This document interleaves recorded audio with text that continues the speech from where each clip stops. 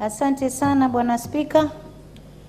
Leo umenipa nguvu kwa sababu ule usemi uliotoa juzi wakati sipo ulifanya nikavamiwa sana. Wengi ndani ya Mombasa unajua mimi ni mama, ni heshima zangu. Ni mama ambaye nikiamka najua nasema kitu gani. Na najua wakati wa kuongea na najua wakati wa kunyamaza. Kwa hiyo nachukua fursa hii kukushukuru sana kwa kutoa mwelekeo, kwa kuwa sikuwepo, na nina imani sote tumeweza kupata funzo hapa, tujue tunaweza kuelekeza vipi katika mazungumzo yetu. Asante sana Bwana Spika.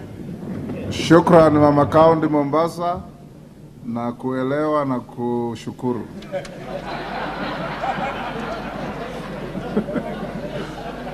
Next order. General debates on the legislative proposal to amend the Constitution under Standing Order 114.7a. Honorable members, we go back to the pre-publication debate on NG-CDF and GAF, brought by Honorable Mule and Gishimo. We have a member who was on the floor, the member for Kericho Beatrice Kemei. I want to encourage honorable members who have not made their maiden speeches that this is one clear opportunity for you to make your maiden speeches, and I will allow the chair to liaise with the whips. If the whips on either side you have members who may not be on the screen but would wish to make their maiden speeches, you can approach the chair and we can give them some priority to make their maiden speeches. Honorable Beatrice Kemei, you have 4 minutes to go. Thank you, Mr. Speaker. First, allow me to congratulate you. I did that in your absentia, and I want to take this opportunity to support the motion of the debate concerning the legislative proposal to amend the Constitution to anchor the NG-CDF and GAF Senate Oversight Fund, Economic Stimulus and Empowerment Fund in the Constitution. Mr. Speaker, it is necessary to understand the basis on which the drafters of the Act had in mind. We know that its sole intention was to iron out regional imbalances brought about by political patronage, and something that it has achieved immensely, Mr. Speaker. So far, I would say CDF, NG-CDF and GAF has done so much. It has brought a lot of balance, and I believe that members of parliament who are present here know the much it has done. It has actually done. Mr. Speaker, sir, the impact that it has made is immense and cannot be swept under the carpet, Mr. Speaker, sir. And maybe to highlight just but a few. NG-CDF, Mr. Speaker, in the education sector has seen many students through school, and I believe some of them are here. Those who come from humble backgrounds, they have received bursaries, Mr. Speaker, and even now many of our people, many of the students and even their parents are calling us, asking to be, when the bursary would actually be dispersed for them to enable the students to be in school. So I would actually say that it has done so much. Not to forget, Mr. Speaker, the infrastructural facilities in schools. Mr. Speaker, sir, in the county governments do much on the lower part of schools, that is the ECD, but secondary and primary schools facilities are done by the CDF, NG-CDF, Mr. Speaker, and that one has done great work. To add on that, Mr. Speaker, for the GAF, it has done so much. Women empowerment and projects that are done by NG-CDF and GAF is so much, Mr. Speaker. Not to forget the table banking for the many of our women. It has actually encouraged most of them. It has put food on the table for many of them, And Mr. Speaker, sir, that is the more reason I am supporting this motion, to make sure that we have more of these bursaries, we have more of the facilities, we have women empowered, we have the marginalized groups, Mr. Speaker, the vulnerable groups. Mr. Speaker, today is the Children's Week starting, and I believe the children being the part of the marginalized, the elders, the widows, out of the NG-CDF, Mr. Speaker, many of them have benefited. Not to forget the Mr. Speaker, sir, people living with disabilities or enabled otherwise, they have also benefited from the same. And Mr. Speaker, we have even NHIF being paid for by the NG-CDF, and even the bursaries, and the NG-CDF, Mr. Speaker. So for that case, I would support the motion and say that this should be anchored in the Constitution, Mr. Speaker. So I want to support this motion, and I would request the House that we support it and let it be anchored in the Constitution. This has also enabled many of our members in the community to have less harambees, Mr. Speaker, because this one has supplemented bursaries has supplemented part of it. Mr. Speaker, talents have been nurtured through the NG-CDF and the NG-CDF, Mr. Speaker, and I would support the motion. And thank you so much, Mr. Speaker. Thank you, the Honourable Member for Kericho. Now I give to the Honourable Member for Baringo North.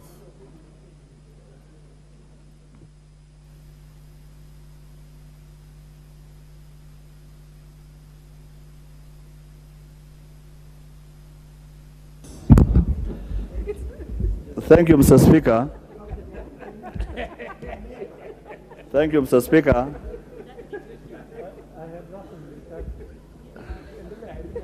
Mr. Speaker, I want to contribute as follows on this matter of national government CDF. Mr. Speaker, I want to put a record straight that this fund is not a fund for members of parliament. It is a fund for those functions that has not been categorized as devolved functions. Mr. Speaker, you are aware that under the Constitution, some functions are left for national government, some functions are left for county governments. And to finance those projects that are earmarked for national government, including our schools, secondary schools, primary schools, you require the CDF. So, Mr. Speaker, I agree with the proposal that we enhance these funds from 2.5% to 5%, Mr. Speaker, because in that way, it will enable the constituencies, students in our constituencies, Mr. Speaker, to the bursary fund, the bursary vote, to be enhanced to more than 50%, so that we cannot be able to see students going home because of school fees. Mr. Speaker, as a matter of priority, even now, Mr. Speaker, it is in the honors of an Attorney General this House approved to advise the current Cabinet Secretary for Treasury to release the already budgeted for funds for NG-CDF, Mr. Speaker, so that the children of this country can be able to go to school. Mr. Speaker, last weekend, I experienced a very bad scenario, Mr. Speaker.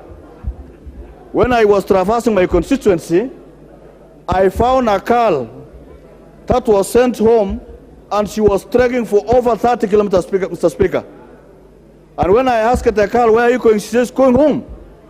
And where she's going home, Mr. Speaker, is an area that has been affected by bandits, where the child is not sure whether they will find their parents in the same place. Mr. Speaker, it only required that I had to support and call the principal and paid money while on the road for that particular child to go to school.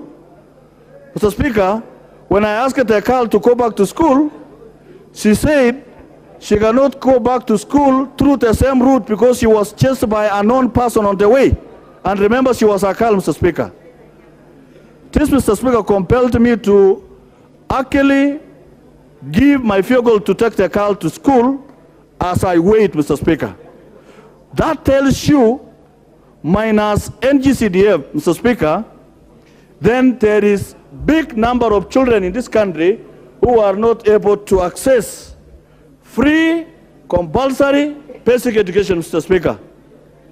Even the students that are up and in our calories, Mr. Speaker, if we cannot support their bursaries, Mr. Speaker, they are not able to get that quality, free and compulsory basic education, Mr. Speaker. Mr. Speaker, in addition, whereas the Senate wants to have some oversight funds, Mr. Speaker, there is also need. There is also need for members of parliament to be supported through oversight funds so that they can be able to go around and oversight what is going on in their constituencies, Mr. Speaker. It is not only the senators who will do the oversight. Even members of National Assembly need to do an oversight, Mr. Speaker.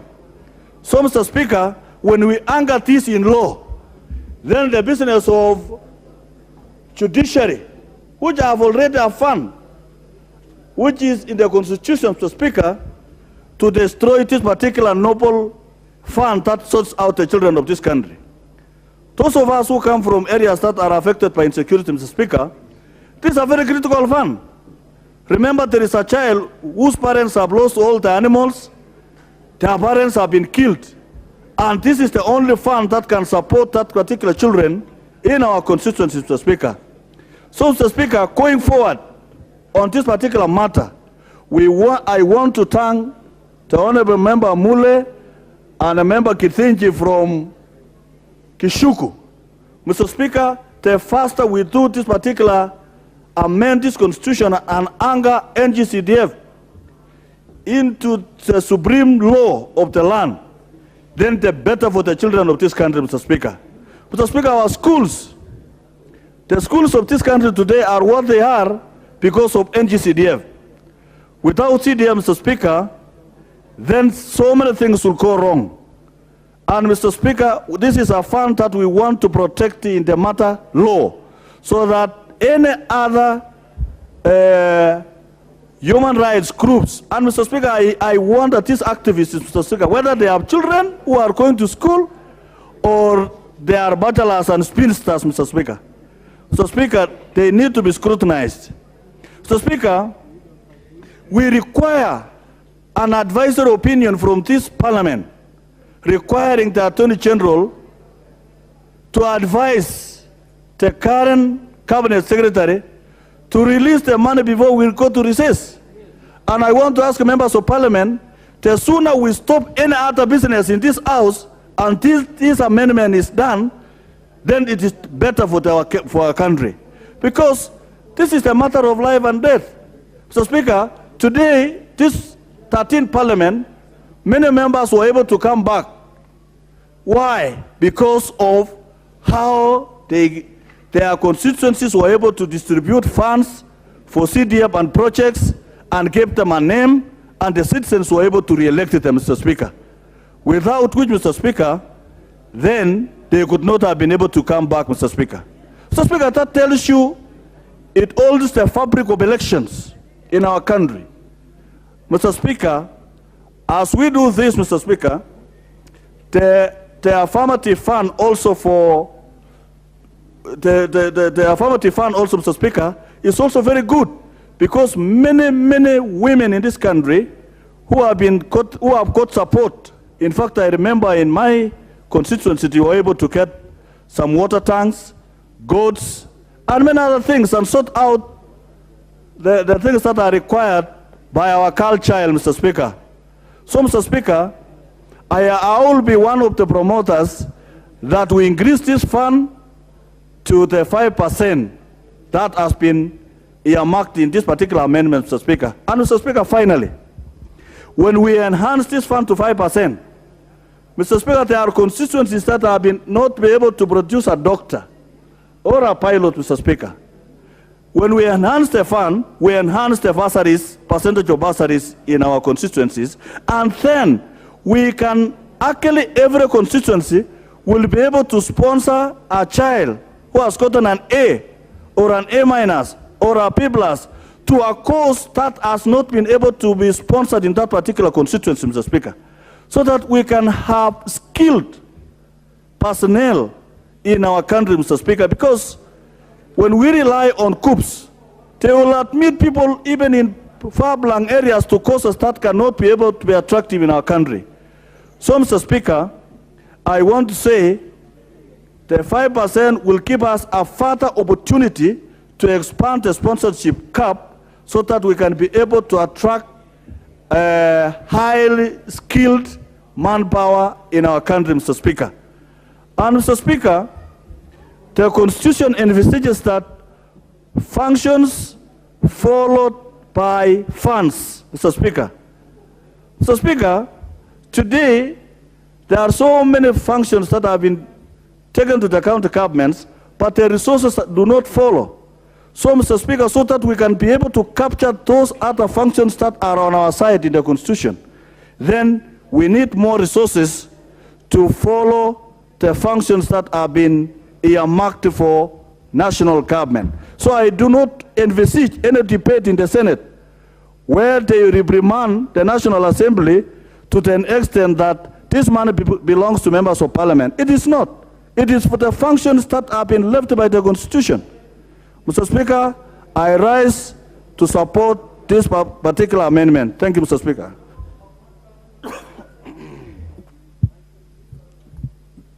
Very well. Honorable Member for Kigumo.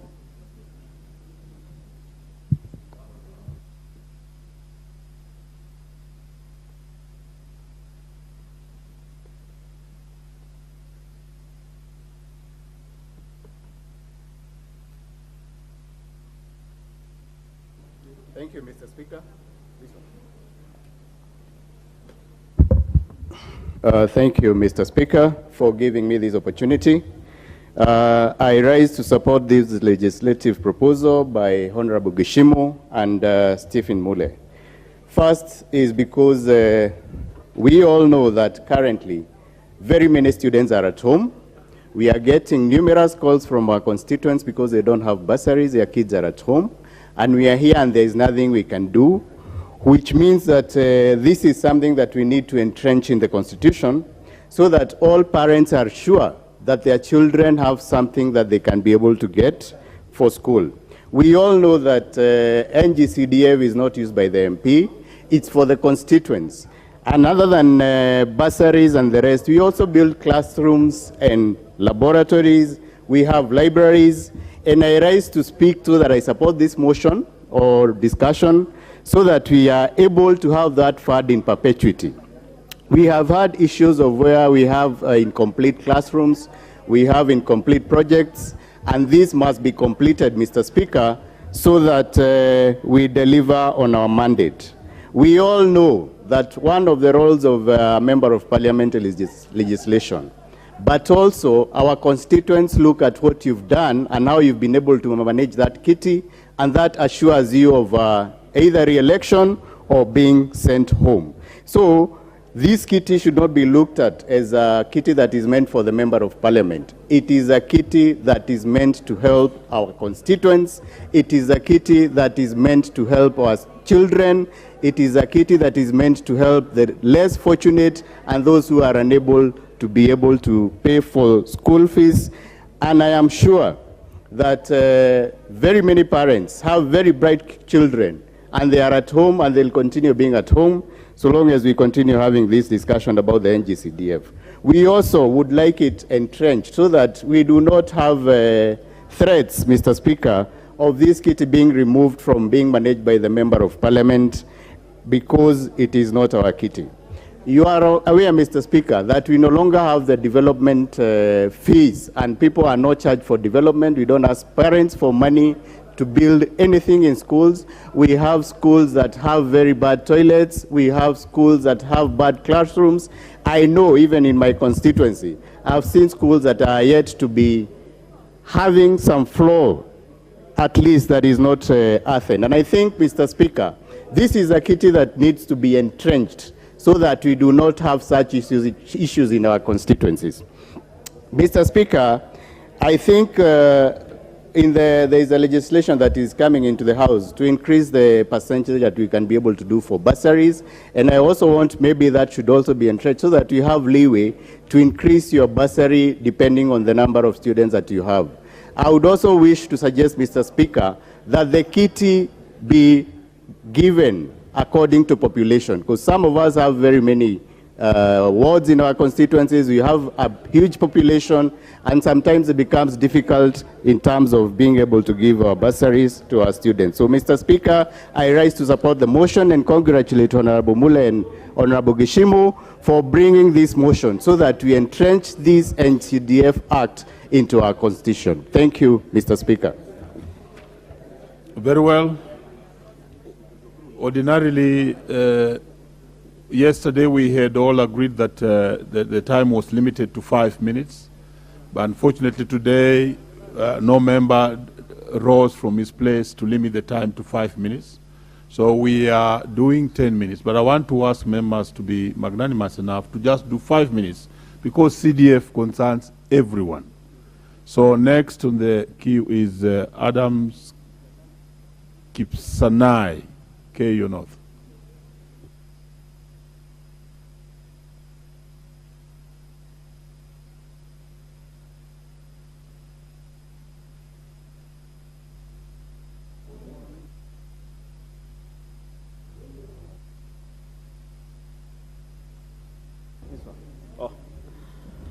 Thank you very much, Mr. Speaker, for giving me this opportunity.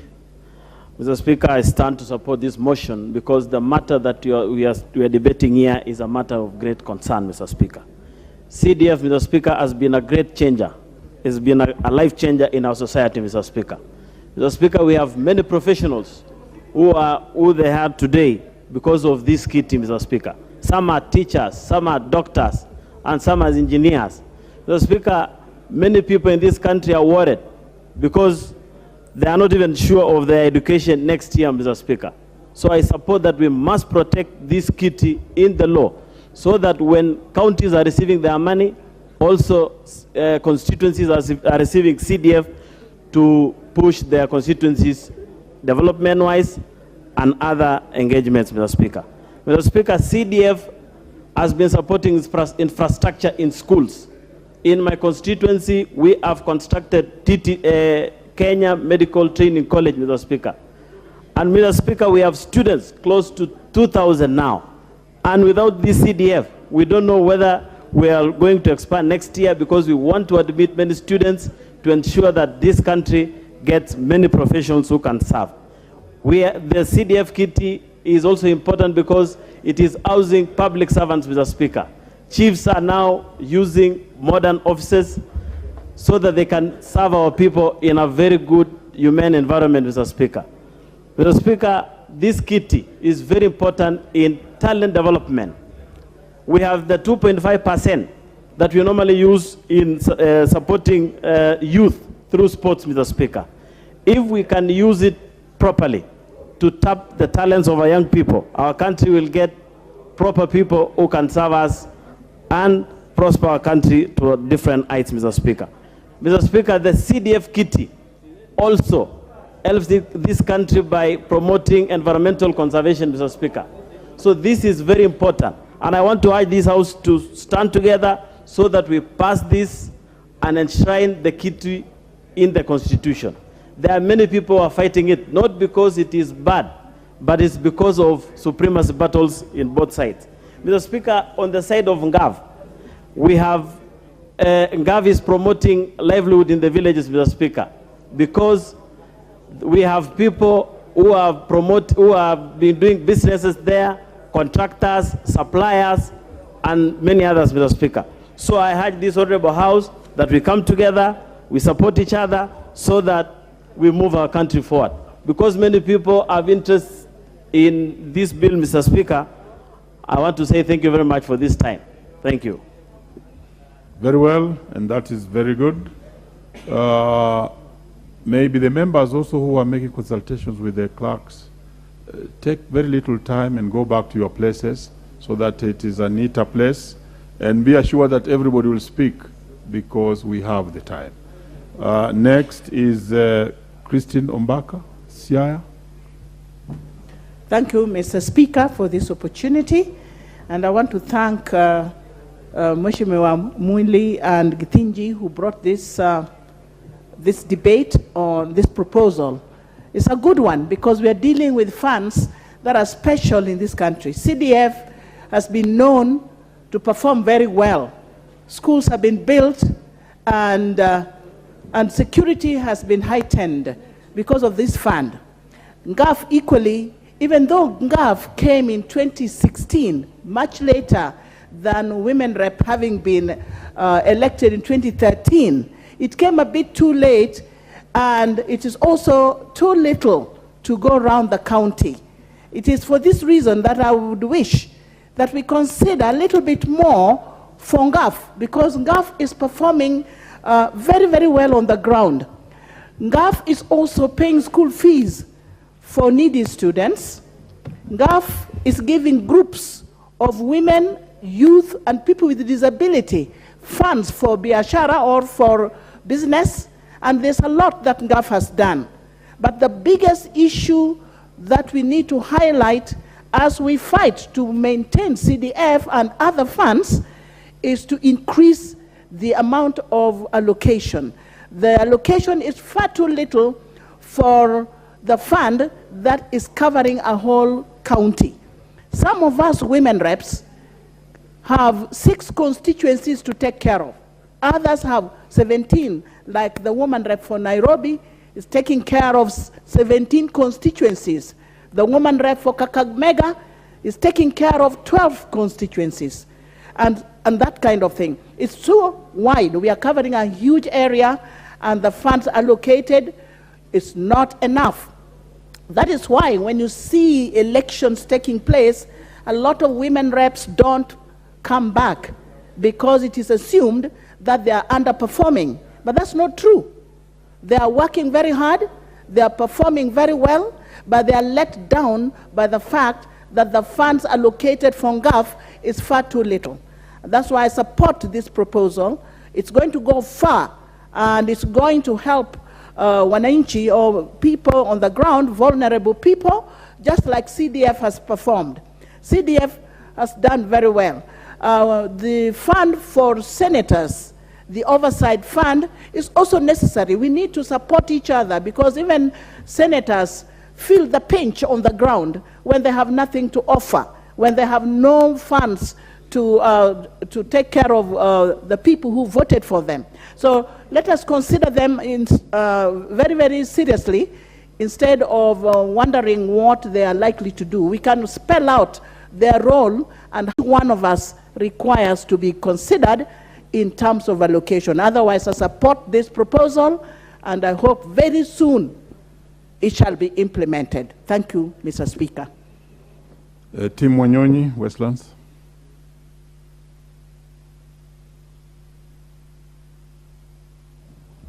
Thank you, Mr. Speaker, for giving me an opportunity also to add my voice on this important amendment, proposed amendment to the Constitution to entrench the CDF, the NG-CDF fund, the NGAV, and also the oversight fund in the Constitution. Mr. Speaker, this is a very good, well thought out idea that we bring this fund to be entrenched in the Constitution so that it is protected.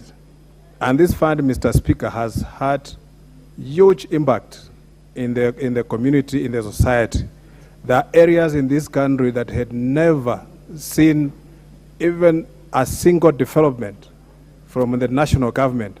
But through the CDF, Mr. Speaker, it has reached all corners of this nation.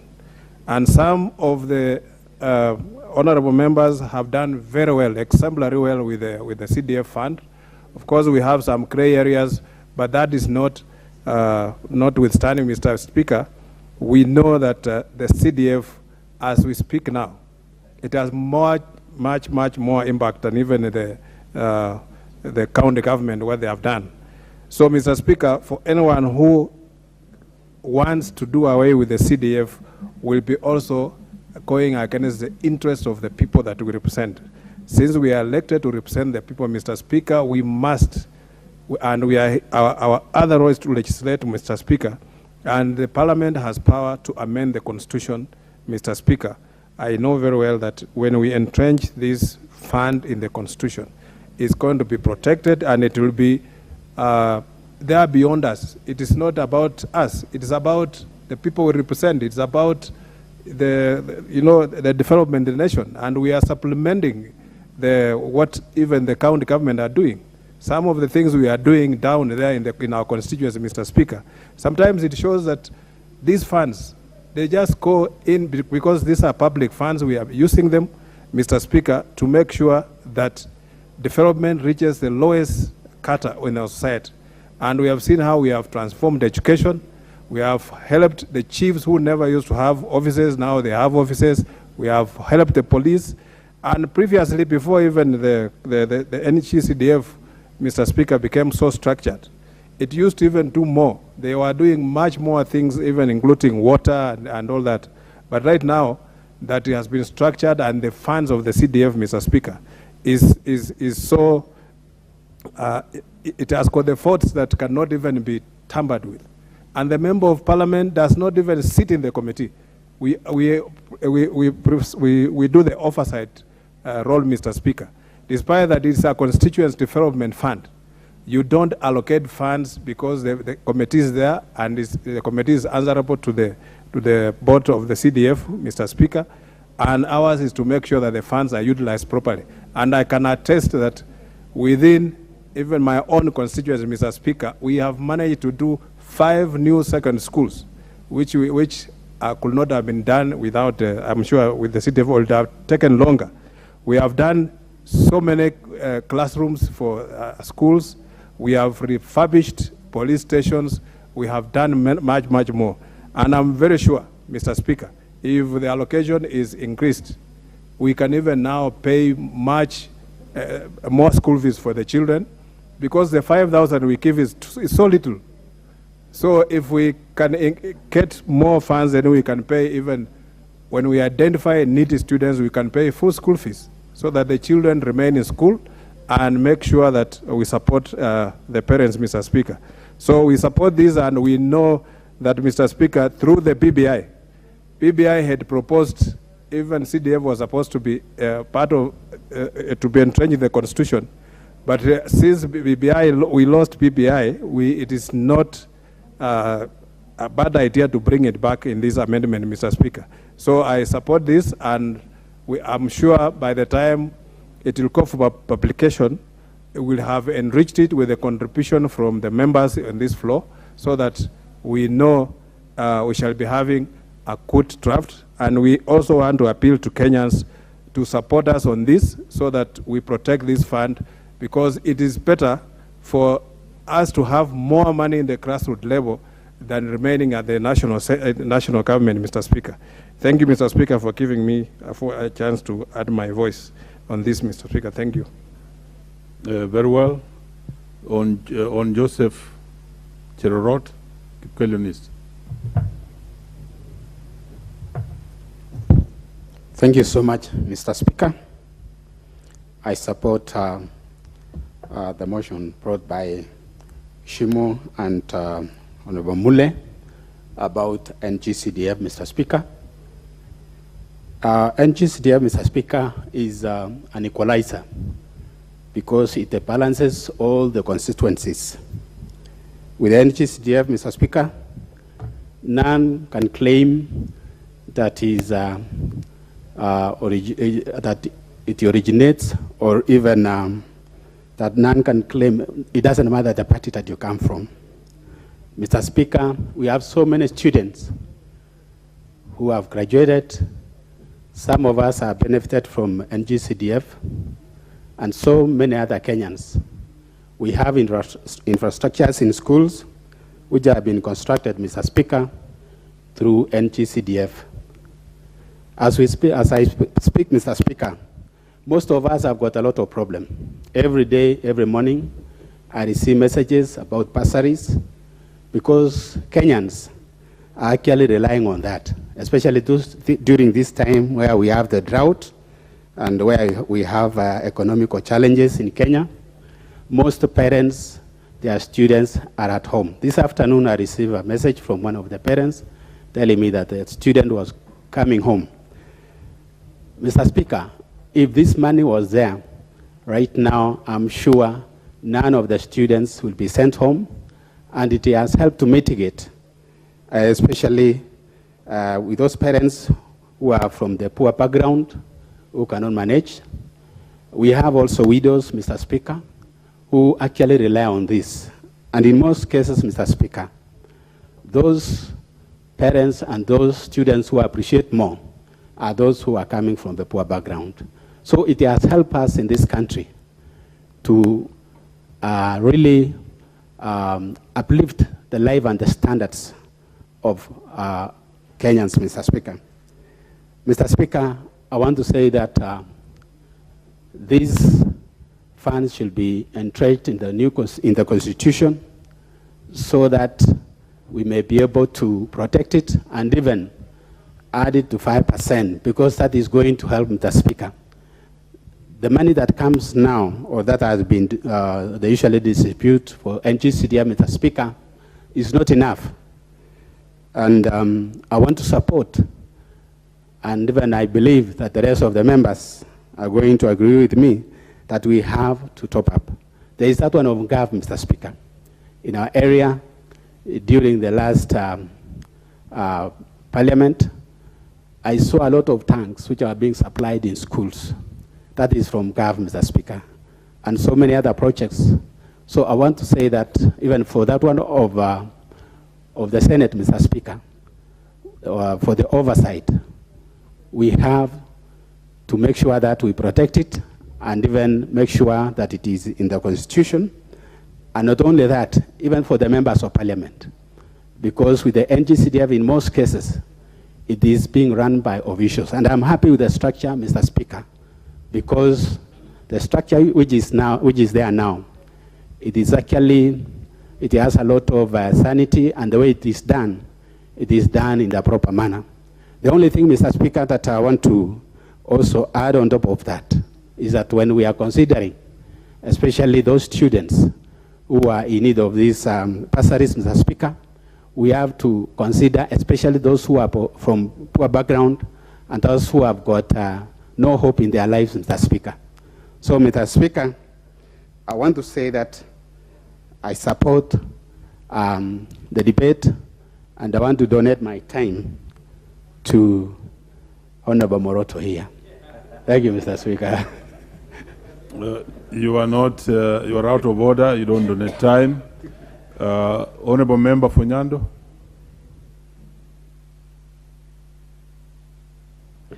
I thank you, Honorable Speaker, for the opportunity. And Honorable Speaker, where we are today, because of the National Government Constituency Development Fund, stems from a history. For the longest, there was a time when you only had to sing to the tune of the government of the day for projects to be extended your way. But when the CDF came about, whether you sing the loudest to the tune of the government or you refuse to do so, just like we have perfected that art, you still get your due share of the Constituency Development Fund, Honorable Speaker. And therefore, this was not an idle, tired proposal.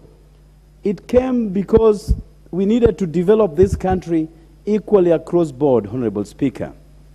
The benefits accruing from CDF funds cannot properly be underscored, Honorable Speaker.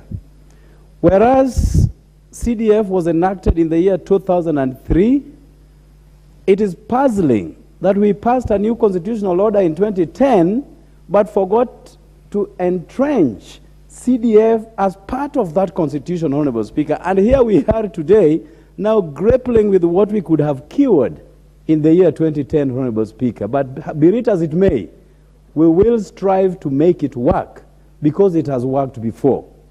Honorable Speaker, why we are here today is because all the three tiers of our courts, from High Court all the way to the Supreme Court, have made a universal decision that CDF is not merited.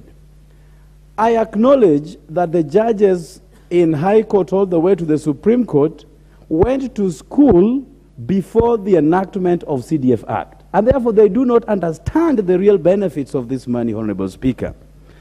If they have an additional war with members of this House, I do not know.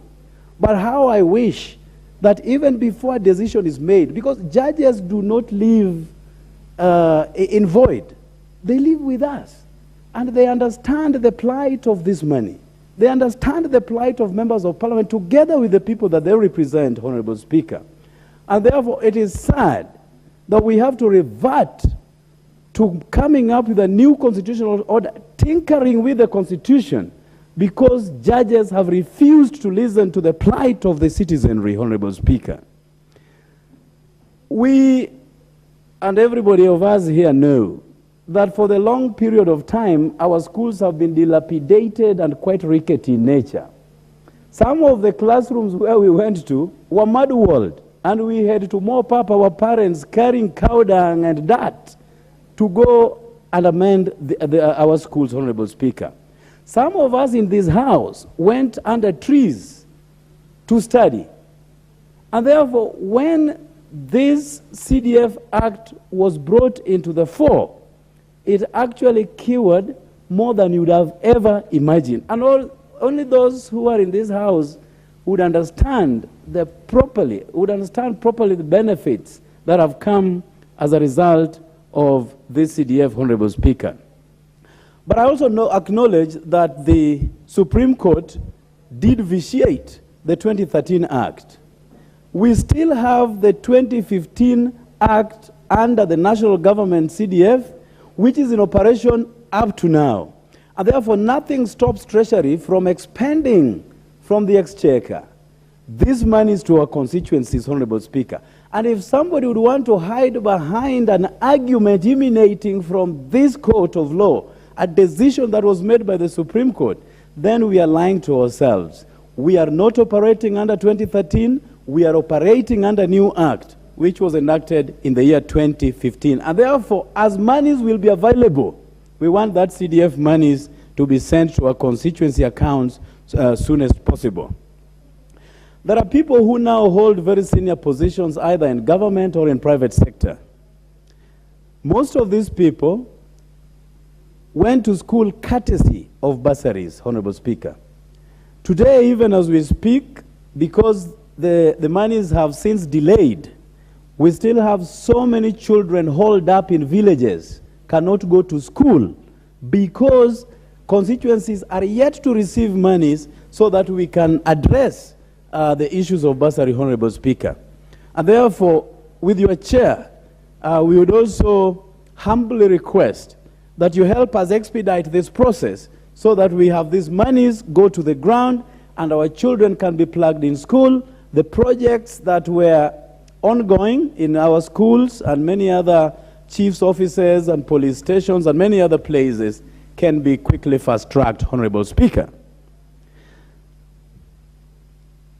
Honorable Speaker, we have also included the oversight fund, which should be expended to members of the Senate. The NG-CDF Act of 2015 entirely alienated members of parliament from any involvement in that money. Now, on the flip side, failure to conduct a thorough follow-up on that money takes a member of parliament home at 4 a.m. in the morning. So whereas our roles are quite limited in nature, we bear the brunt of failure of the NG-CDF committee in general. So even as we pursue monies to go to the senators to carry out an oversight roles, Honorable Speaker, this House equally needs the same amount of money so that members of parliament can also move around and check if with exactitude the members of that committee have committed themselves and have carried out all the projects that were hitherto arrived at by that same committee and the involvement of our communities, Honorable Speaker. So the Oversight Fund will be making a further amendment to this, that it should be reading to members of parliament and not solely the members of the Senate. Order member for Busia, but we really are not allowed to cross and crisscross.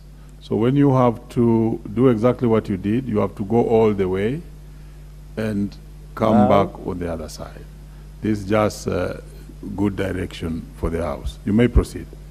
I thank you, Honorable Speaker. Honorable Speaker, we have seen what NGAF funds can do, together with our honorable members representing various counties in this House, Honorable Speaker.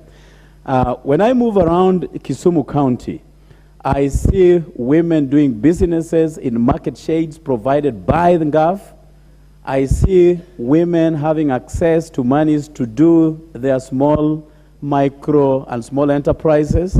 And therefore, even as we pursue entrenching everything in law, we cannot leave behind this most critical money that our good women in this House, honorable members, have put into good use to help propagate the welfare of the people that we represent, Honorable Speaker. The stimulus that will go towards the minority, the women, the disabled, members of our societies, is also equally critical so that they can have access to some funding to better their living standards, Honorable Speaker. And in the interest of time, I would want to say that I support this motion, and I would want to request the drafters of this, my friend Honorable Gishimo and his counterpart, to move speedily to bring it into a bill so that that bill can be quickly be moved through all the processes in this House within the shortest possible space of time. It becomes law, and therefore our judges sitting in all tiers of court will not have any problem at all. But I want to finish by saying that now that the government of the day seems to be enjoying quite some good rapport with our courts, I do not think we will be subjected to further scrutiny going forward as members of parliament and as all the monies that come with this kind of House. And I thank you, Honorable Speaker, for the opportunity. Agustin Mwafrika, Roysambu.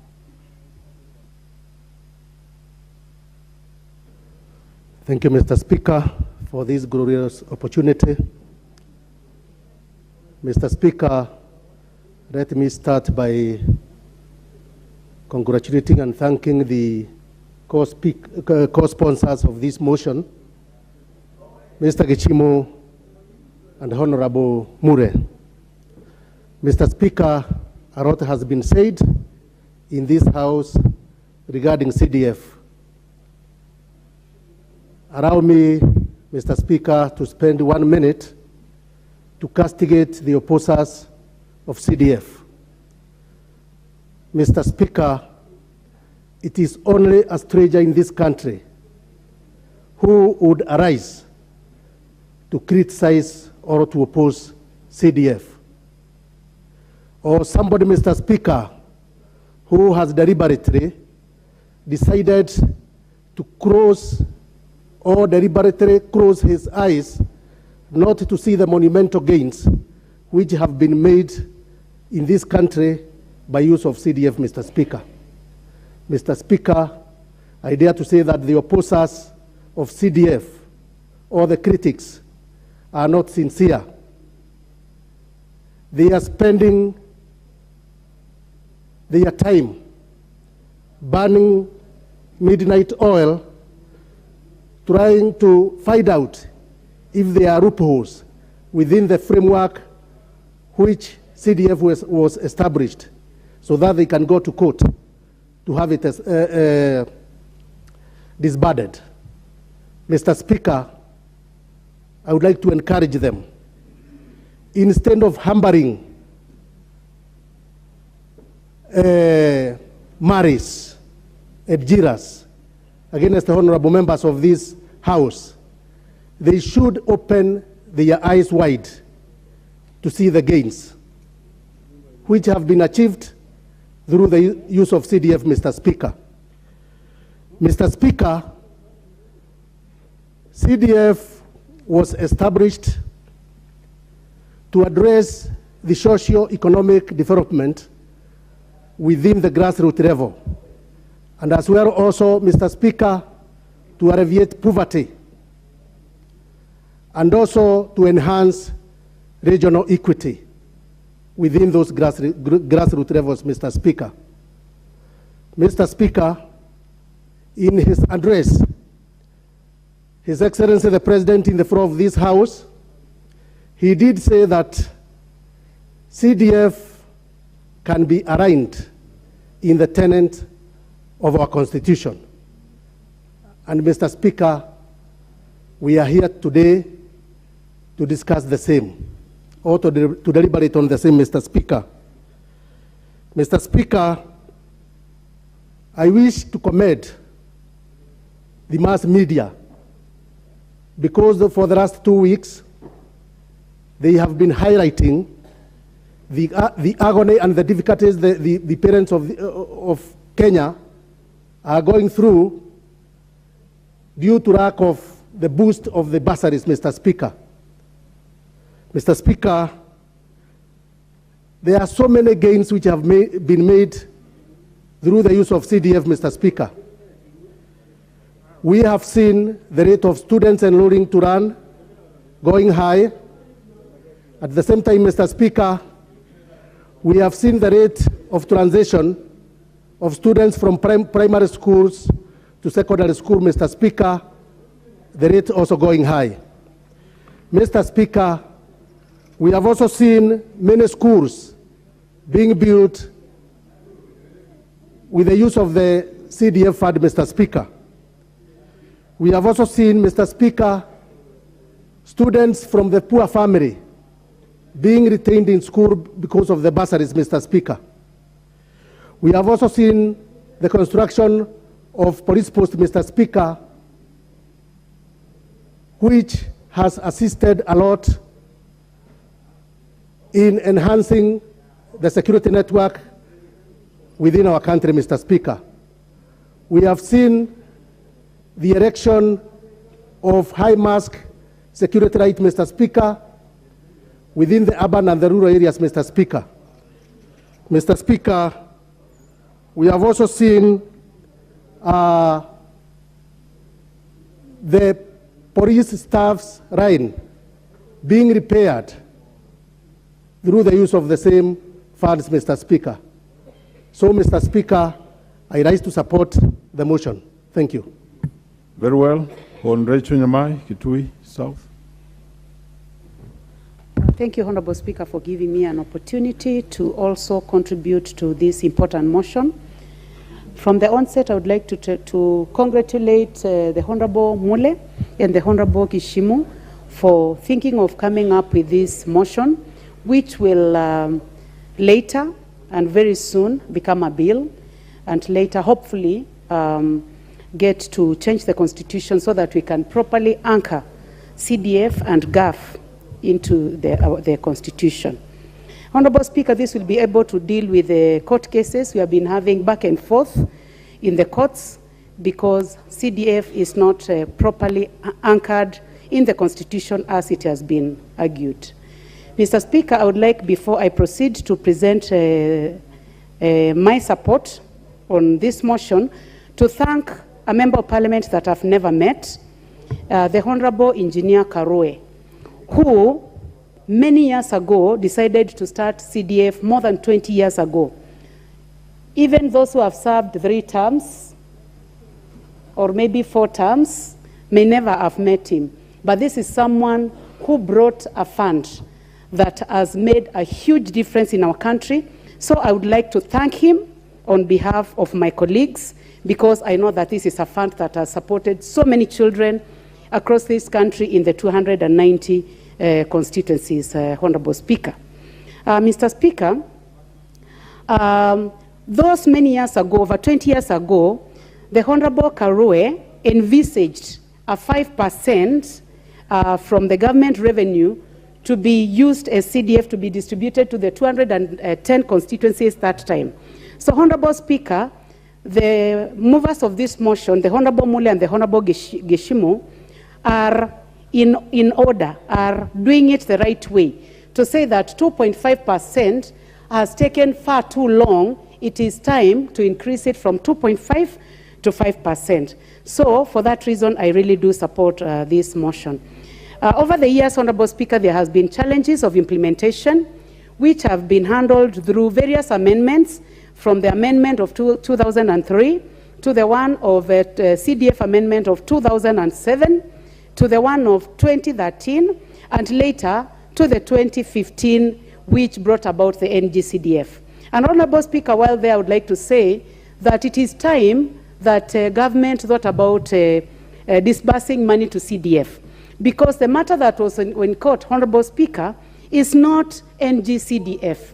It was CDF of 2013. So since the children, students in secondary schools, students in teacher training colleges, in TTIs, in universities are suffering, it is extremely important that as soon as funds are available, they be disbursed, so that the honorable members of this House, as they go to recess, they will be able to deal with school fees, they'll be able to deal with the blown roofs. There's been a lot of wind, Honorable Speaker, especially in the eastern and the eastern and the lower eastern.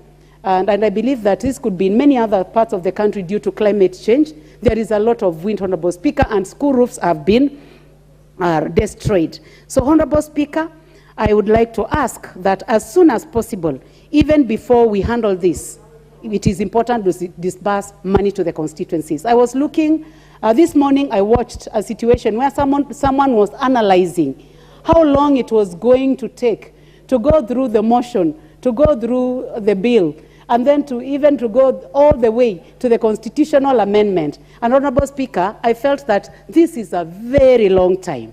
Our children cannot wait. The situation in our schools cannot wait. Honorable Speaker, what is trending from my constituency this morning is a school called Ngangati Primary School. It is not only trending in my constituency, but it is trending nationally, that children are learning under a tree. Honorable Speaker, I would like to state in this House that I have the highest number of primary schools in the country. I have over 230 primary schools, and I have over 60 secondary schools. Honorable Speaker, put together, I can estimate the number of institutions in my constituency to 300 institutions. That is primary and secondary schools. It is CDF that has enabled us to have classrooms and to be able to deal with the poor children, to be able to pay fees. So I look forward to the passage of this motion and the subsequent steps that will ensure that we are able to anchor CDF in the Constitution. Honorable Speaker, 74% of the money that goes to CDF in most of our constituencies is going to schools. And I would like to say that this is something that needs to be encouraged, because when children are well educated, we are able to get good citizens who can develop our country. Honorable Speaker, with regard to the matter of bringing on board the fund for the Senate, where they'll be able to check on what is going on in the constituencies and in the counties, I would like to agree with the Honorable Member for Kisumu that this should not only concern the Senate, it should concern Parliament, where we do not only consider funds for Senate, we should consider for Parliament, because members of National Assembly are not part of a CDF committee, and they should also have an opportunity to oversight this fund. Honorable Speaker, also in my constituency, I would like to say that I've been able to do a teacher training college, which I'm finalizing. I've been able to do a KMTC, which very soon will have many children. I've been able to do a TTI, and I look forward to doing so much more. And I would like to encourage the new members of Parliament that it is through CDF that you can make your way back to this House more than the first time that you have come. So it is extremely important that you make use of CDF and make sure that you follow implementation of projects fairly. Honorable Speaker, I would like to go to the matter of NGAF. which is being implemented by our women reps. And I would like to take this opportunity to congratulate my women rep, the Honorable Kasalu. She has done extremely well distributing water tanks in all our 8 constituencies, distributing tents, giving seed money to women groups. So I would like to say that as much as we are thinking about CDF, it is important that we think of also enhancing GAF, which has brought a lot of sustainable development in our constituencies. Honorable Speaker, I would like to end there. Thank you very much for the opportunity. Very well. Next is the MP for Soy, David Kiplagat. Absent.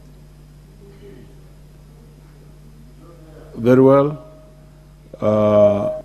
Next is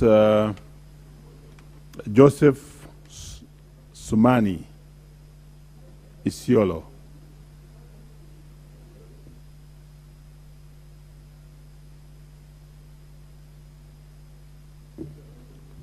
Please, if Joseph Sumani, you know, he's one of our members who has to be given preference. He's in the House, Joseph Sumani Isiolo. Members, just be patient. Yes, Mr. He's Speaker. there. Please give Sumani the mic. Thank you, Honorable Speaker. I raised to make my comment in support of this legislative proposal. I want to support it because I have a lot of people who have been working with the CDF, and they are crying a lot because they cannot be able to get their support to their children through the bursaries. Mr. Speaker, the national government CDF is very, very important to the people of Kenya.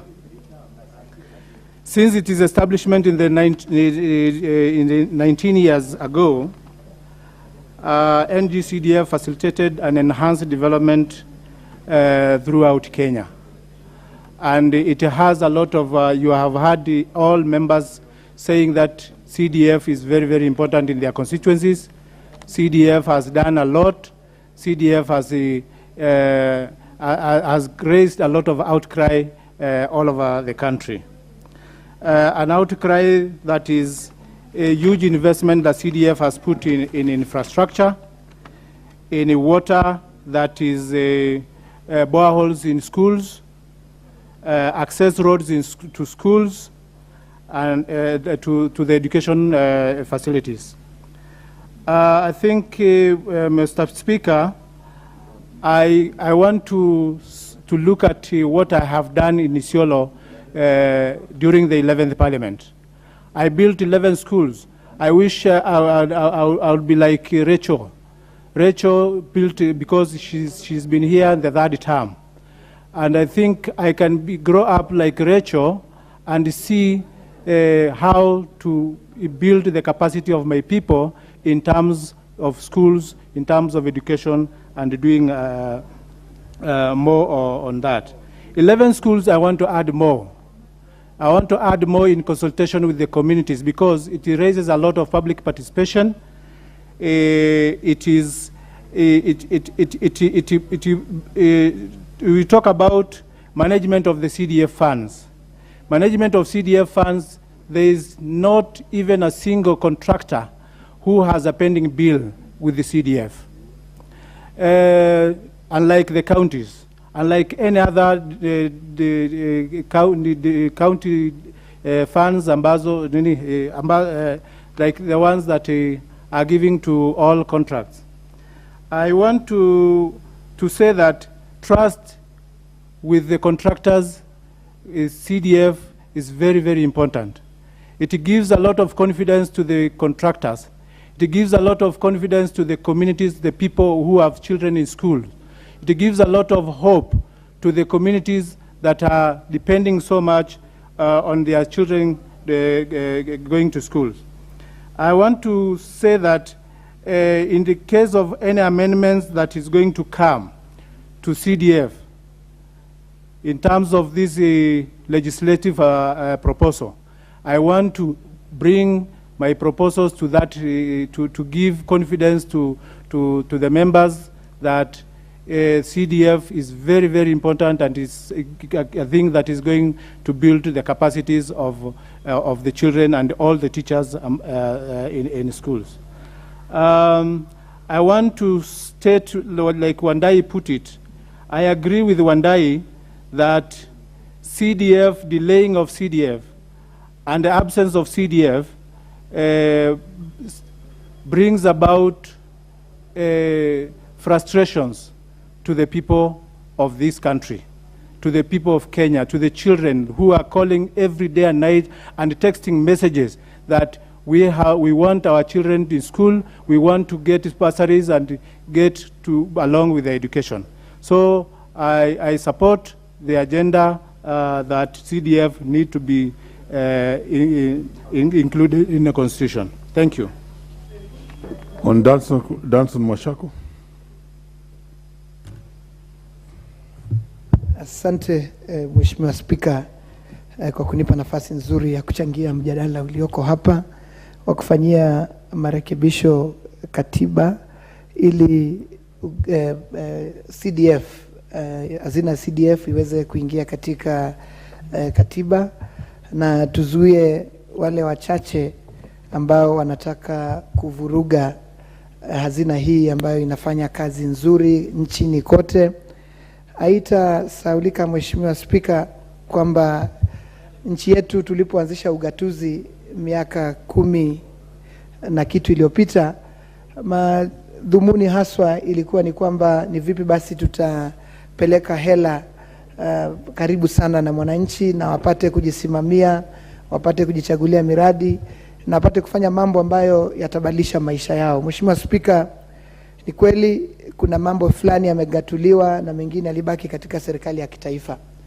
Lakini sisi wabunge, Mheshimiwa Spika, tumebaki na majukumu makubwa ya kuangalia kwamba serikali ya kitaifa inafanya kazi kufikia mwananchi yule aliyeko chini sana ama aliyeko mbali sana na Nairobi. Mheshimiwa Spika, kwa kusema ukweli Mheshimiwa Spika, hazina ya CDF, wenzangu wamesema kwa kirefu sana kwamba hazina ya CDF kwa kweli nchini Kenya, ukizunguka kona zote za nchi yetu, ukienda katika maeneo bunge yote, miradi utakayoiona Mheshimiwa Spika, utashangaa, utafikiria kwamba CDF peke yake ndio pesa za ugatuzi zinazoenda mashinani, kwa sababu ndio pesa nyingi hupelekewa county na county zinapata pesa, hela nyingi sana Mheshimiwa Spika, lakini bado unakuta asilimia kubwa ya ile pesa ambayo inaenda kwa county inaenda kufidia ama inaenda kusimamia pesa za kulipa wafanyikazi na zile ambazo kizungu wanaziita recurrent expenditure. Lakini hazina hii ya CDF, kwa nini miradi inaonekana? Ni kwa sababu Mheshimiwa Spika, pesa ama asilimia 5 peke yake ndio inayotumika kufanyia kulipa wafanyikazi, kumaanisha asilimia 95 inaenda kwenda kwa miradi ama kusaidia wanafunzi wetu. Kwa hivyo asilimia 95 inaenda moja kwa moja kwa wananchi ili wakaweze kubadilisha hali yao ya maisha. Mheshimiwa Spika, Mheshimiwa Spika, kwangu kule undani changamoto tuko nazo tele, lakini kwa sababu ya hali ilivyokuwa kabla ya ugatuzi tulibaki nyuma muda mrefu. Nakumbuka hazina ya ile tunaita equalization fund ilikuja kuleta usawa nchini, lakini tumeona kwamba hazina ile Mheshimiwa Spika haijaweza tuseme haijamea miguu, imebaki tu kwamba iko kwa daftari, iko kwa vitabu, iko kwa katiba, lakini haijafikia maeneo ambayo yana changamoto nyingi, maeneo yaliyobaki nyuma. Lakini hazina ya CDF Mheshimiwa Spika, ukienda pale kuna shule kadhaa pale kwangu ambazo hazikuwahi ona hata shilingi moja ya serikali ya pesa za kitaifa wakati kabla ya ugatuzi ama kabla ya CDF kuja. Leo hii tumeboresha shule zetu, tumetengeza shule mpya, tumeweka miundo misingi mizuri ya shule zetu kupitia hazina hii Mheshimiwa Spika. Sasa tukisikia kwamba kuna mahakama inapinga ama inasema kwamba basi CDF si muhimu na ikiwezekana itolewe na ikiwezekana ipelekewe sijui itapelekewa magavana, kile kinachoibuka kisheria, Mheshimiwa Spika, masuala tunayosimamia ya CDF hayajagatuliwa. Sasa wakati mahakama inasema kwamba kazi hiyo inazafanywa na counties, tunashindwa kuelewa ni vipi basi kazi ambayo haijagatuliwa itafanywa na magavana na wale ma MCAs, Mheshimiwa Spika. Lakini Mheshimiwa Spika, nije katika swala la wanafunzi ambao hufadhiliwa na hazina hii.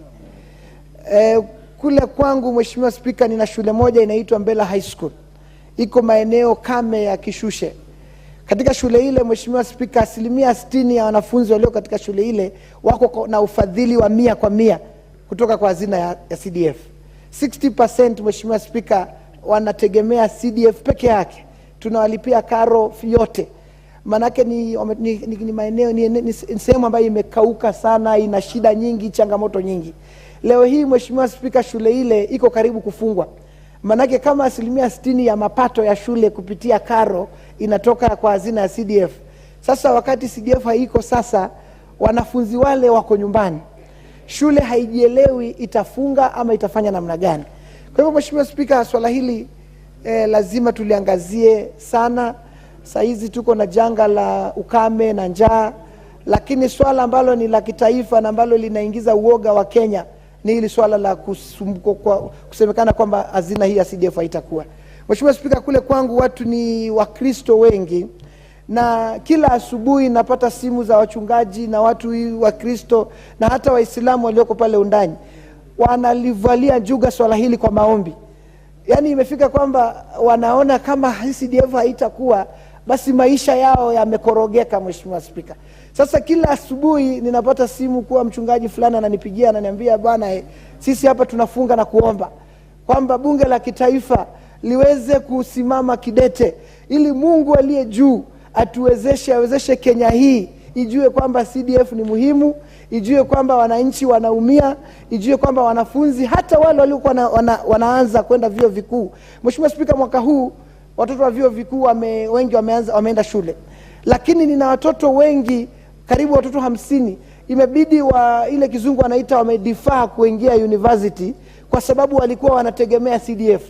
Lakini kwa sababu CDF imecheleweshwa na imekorogwa, Mheshimiwa Spika, nimebidi wengine tumewashika mkono kutumia mbinu za marafiki, sisi wenyewe kibinafsi, lakini wengi wameshindwa kuingia university, Mheshimiwa Spika, vio kwa sababu ya hazina hii. Kwa hivyo Mheshimiwa Spika, kama kuna jambo moja ambalo sisi wabunge tunastahili kushikana kwa umoja ili wakati sheria hii inakuja kupigiwa kura hapa bungeni, wacha sote 349 tuwe ndani ya bunge tupitishe mambo haya.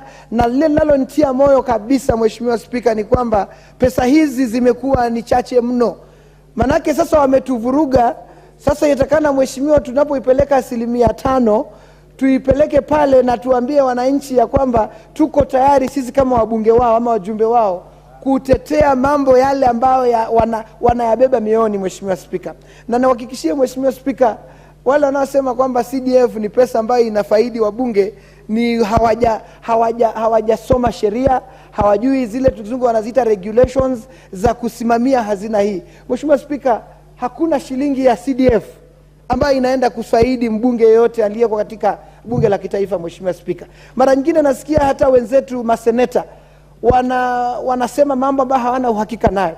Leo wanasema kwamba wao tuwape hazina yao ya kufanya kizungu wanasema oversight. Lakini kwa sababu wabunge wako na CDF, wanakosa kujua, Mheshimiwa Spika, CDF si ya mbunge. CDF ni ya wananchi. CDF 100% haimfaidi mbunge. Sisi Mheshimiwa mbunge tunashukuru Mungu, bunge hili linatuangalia vizuri. Tuko na mileage, tuko na pesa ya mshahara tunalipwa. Hatuhitaji kuchungulia hazina ya CDF kufaidi familia zetu na mfuko zetu. Sasa wabunge wale wenzetu wa seneti wanatakana wafahamu kwamba sisi tunapowatetea wapate pesa ya oversight, hatutawatetea wao peke yao. Hata sisi tunahitaji pesa ya kufanya oversight, Mheshimiwa Spika. Haitakuwa vyema kufananisha hadi sisi tuko na CDF nao wanataka oversight. Tunasema kwamba atakana waelewe na wasome sheria ya CDF kuwa hizi pesa si zetu, ni za mwananchi. Lakini tukisema kwamba tunataka kuangalia pesa zinatumika vipi nchini, basi hata wanapopata oversight funds, Mheshimiwa Spika, hata mbunge wa eneo bunge, mbunge kina mama wanatakana pia wawezeshwe ili tuweze kufanya oversight yetu. Sawa Mheshimiwa Spika. Namaliza Mheshimiwa Spika kwa kuunga mkono mswada huu na kusema kwamba hata pesa za hazina ya kina mama, ile tunaita affirmative fund ngaf, pia kwa kweli wanafanya kazi kubwa. Na mimi najua pale kwangu mheshimiwa wangu Mheshimiwa Haika Mizigi amesimama kidete sana na makundi yaliyosahaulika, kina mama, vijana.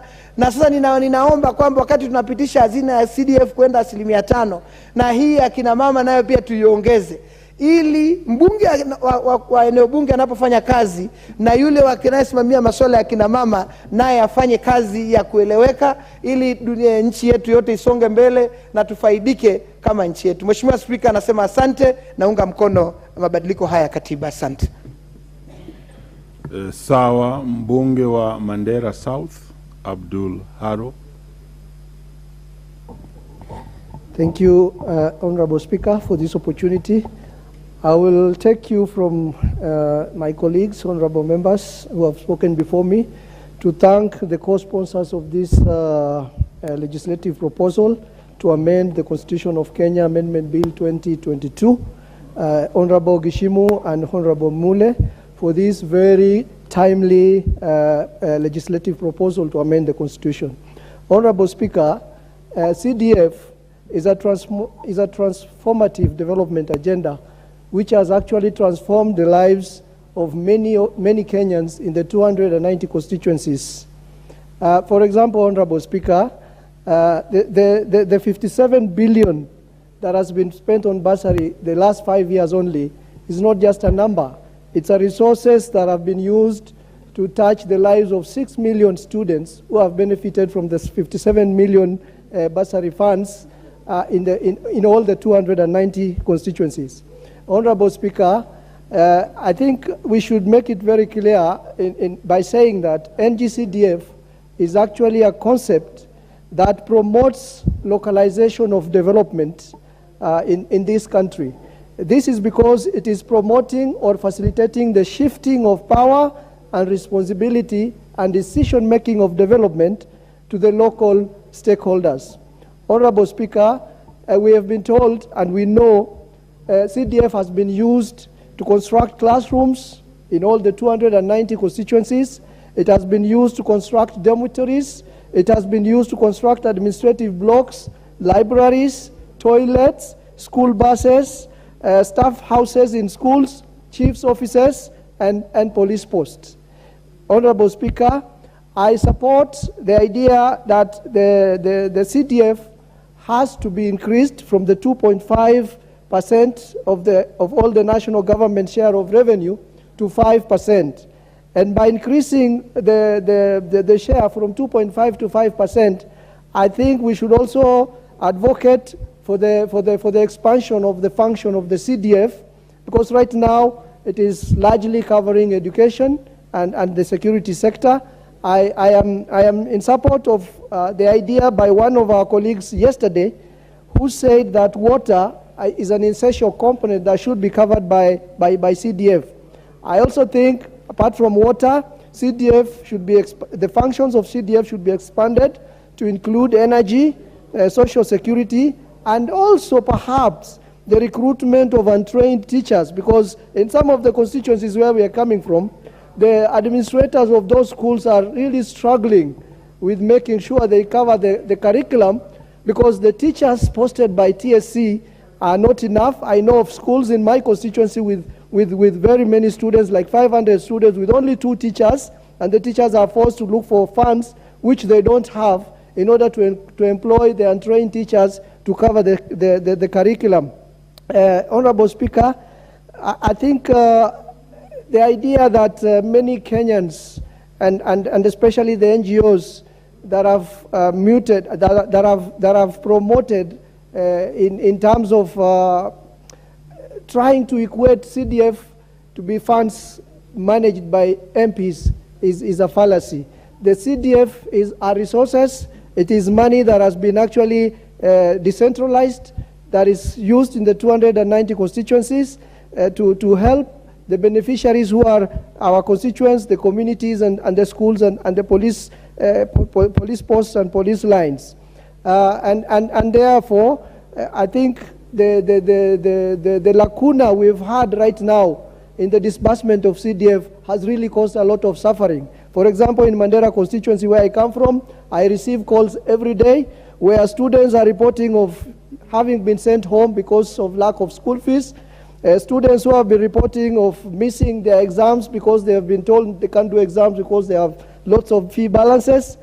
Students in, for example, one student I know in KMTC who has been forced to defer their courses because they are unable to report for the semester because of lack of school fees, and some students who have completely decided to drop out because they are unable to meet the school fees.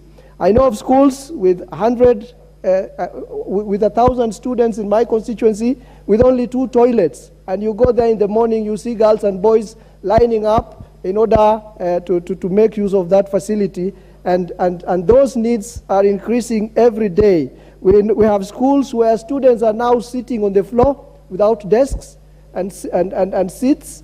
And I can only imagine come January when they will be having double intake, because we are having the sixth grade graduating to lower secondary, and also the standard day is going to Form 1. It can only be chaotic. And therefore, since these needs are increasing, teachers are worried, parents are worried, students are worried. We need the CDF, as we wait for this legislative proposal, the process of changing the constitution, amending the constitution to go through. We ask the CS Treasury to release the CF funds immediately so that we can continue meeting the needs of our constituents, and these needs are increasing by day. Thank you, Madam Speaker, for the time. The Honorable Member for Chesume, Honorable Paul Biego.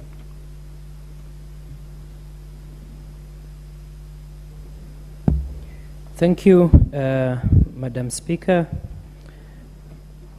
I rise to support this motion on NG-CDF, and as I stand here, I am actually perturbed and perplexed in whoever would imagine that they would want to deprive the poor what rightfully would belong to them. So, Madam Speaker, the CDF is quite a critical component in issues to do with education, because many of us, many people have actually passed through their school because of the funding from CDF. And as I stand here, Madam Speaker, many of my constituents keep on asking, when are we going to give them bursaries?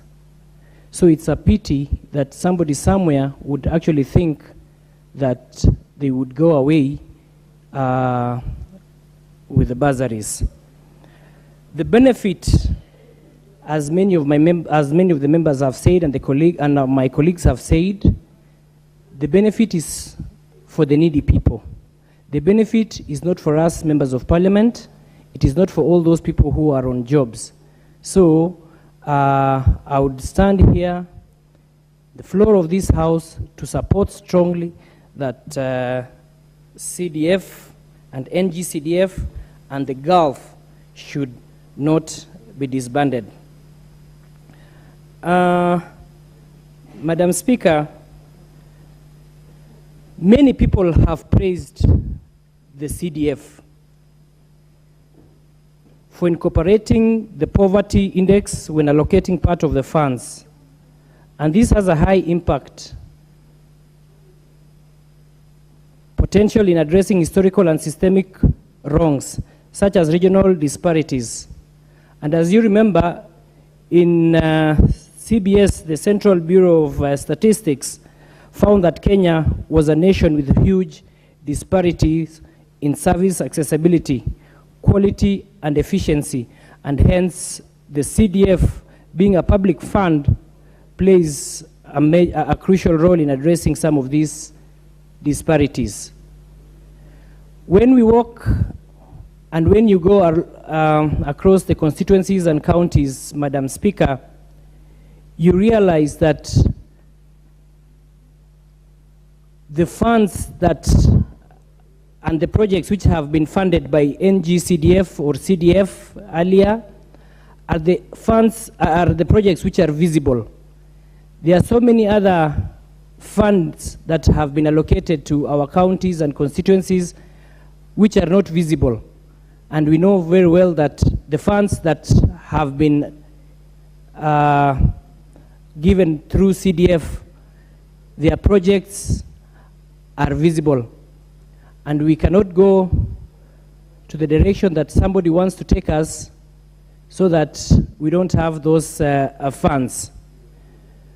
Hadn't it been of those funds, some of the members, even in this particular house, and many people who are in the offices would not be sitting in their offices because they were products and beneficiaries of the CDF. There are young children right now who are in their homes, their villages and schools who actually have dreams. And for their dreams to come through, then they need this funding. Otherwise, they'll not go to school. There's the issue of security also, Madam Speaker, and this funding was also helping in the issue of police stations. And even in my headquarters, back in Chesume constituency, the headquarters is called Chemundu. When you go to Chemundu police station, the officers there are in a pathetic situation. They live in houses that just look like like chicken houses. The office, I was surprised that there's a government office and police which looks like the one in Chemundu, because that one even looks like a house, which a sheep house. So if we don't get this funding, I fear that there'll be many more things that will go wrong in issues to do with security. And I also wonder, because the level of accountability in CDF funding is so high, it is not in the mandate of a member of parliament. And I also wonder why the Senate would only want to be given also those funds to oversight, whereas we need it more because we're the ones who are accountable for those funding, just in case something goes wrong. And CDF is subject also to public participation. People usually go for public participation in order for CDF funds to be disbursed. And if there are any other complaints that emanate from the disbursement of CDF, I know that there is a mechanism for redress. So, Madam Speaker, I stand here being very confused as a member of parliament, because whoever wants to take away this CDF or NG-CDF is a real enemy of not only the people of Kenya, but for the low class people, because those are the ones and those are the people who benefit from the NG-CDF. So, for me, I would like it to be entrenched into the Constitution, and so that we can have an end to this debate. Finally, as I go to sit, I would like to humbly call upon the sponsors of this motion, Hon Gishimu and Hon Mule, to speed up this process and bring it into a bill so that it can go through all the procedures and processes in the House within the shortest time possible. So with that, I can donate my time to many other members, but I strongly support that NG-CDF should not be disbanded. Thank you.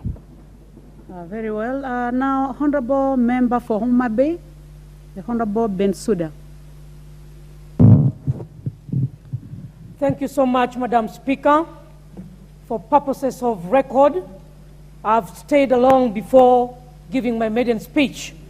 Madam Speaker, I thank you for giving me this opportunity to give my maiden speech to the 13th Parliament. My name is Joyce Atieno Sogo Bensouda. My entitlements is Honorable and Doctor. Those are not parts of my name, but they are my achievements.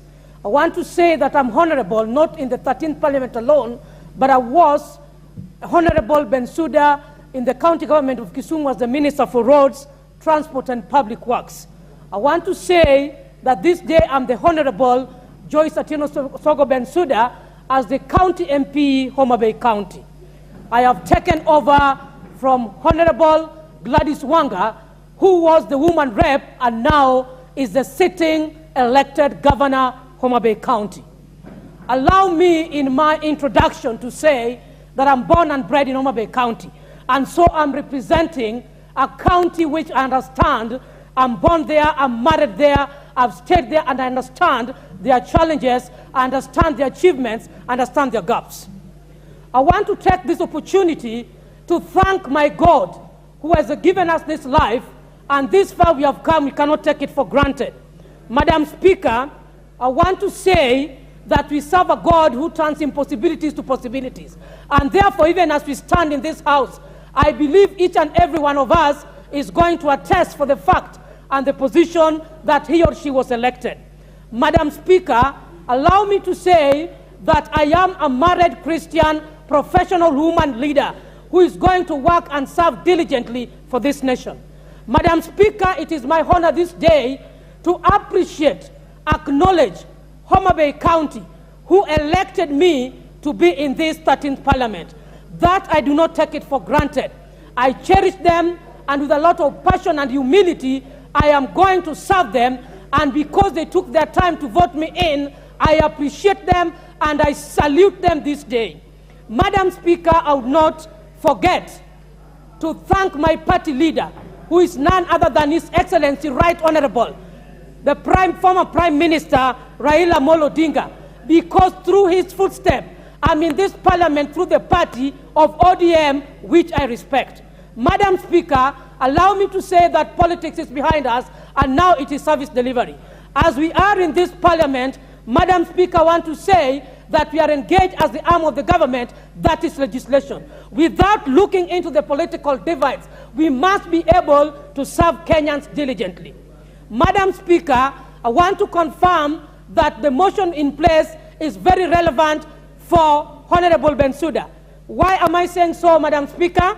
I want to say that I'm a career educator, and I want to say that I'm one of the professional teachers who has the credit and distinction of teaching in all cadres of level of education. I want to confirm to this House that I am a primary school teacher. So when any issue comes and arises, Madam Speaker, dealing with policies, I understand them from the perspective of practicality and not just a politician. Madam Speaker, I want to say that I am a high school teacher. I'm trained and graduated, professionally qualified from the world-class university, that is the Nairobi University. Madam Speaker, I want to say and record in this House that I'm also a lecturer, professionally trained and qualified.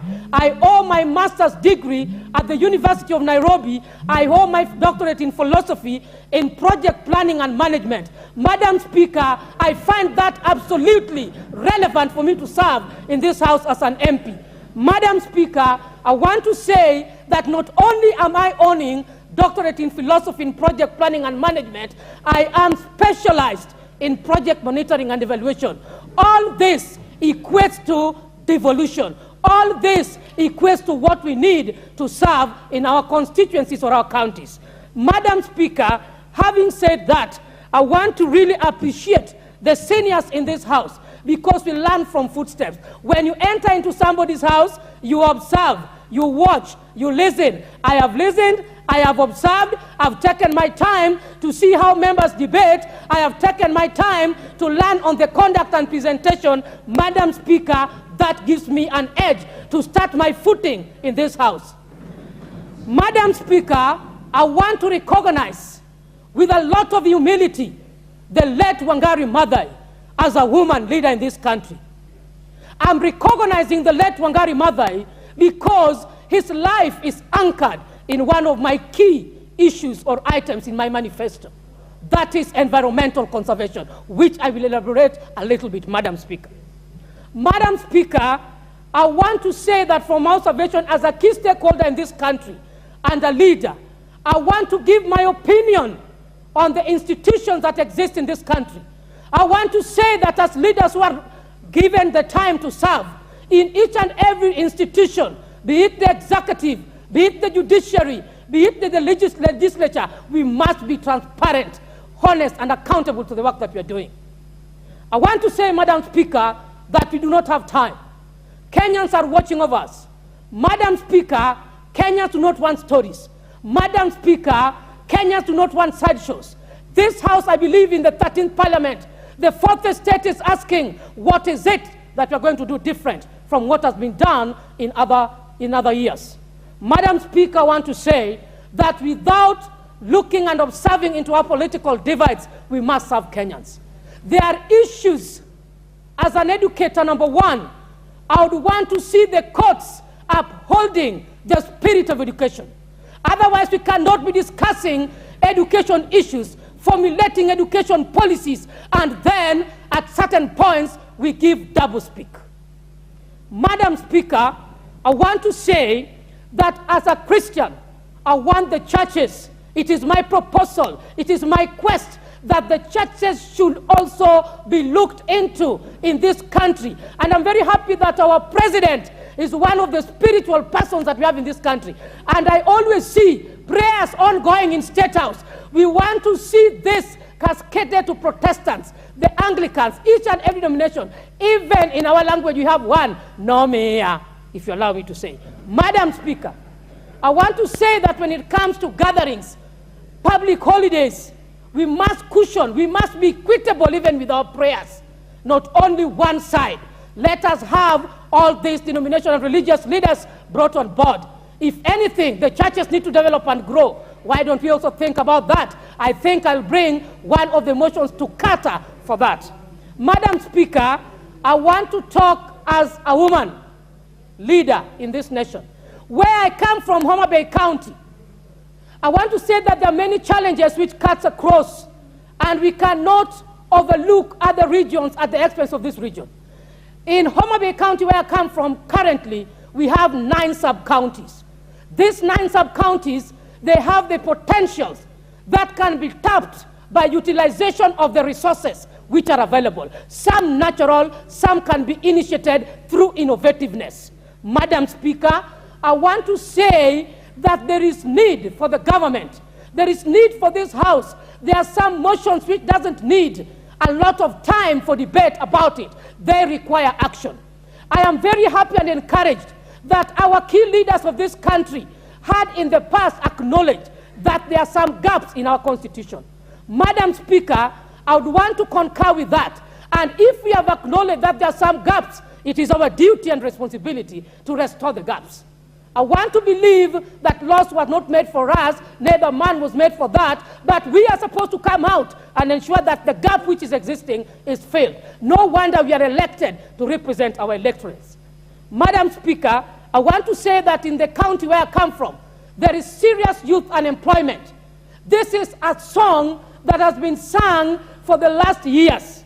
For how long are we going to talk about youth employment without creating the resources of mitigating by levels of percentages?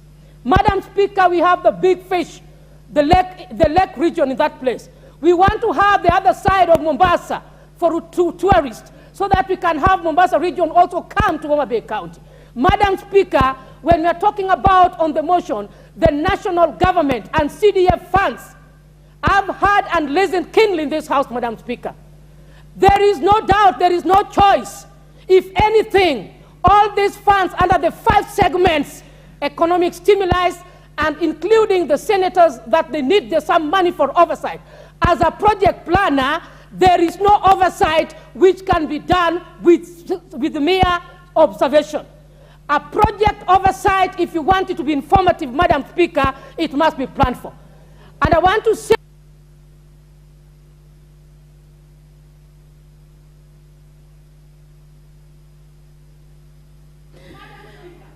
well, your time is up. Very well spoken member for Homa Bay.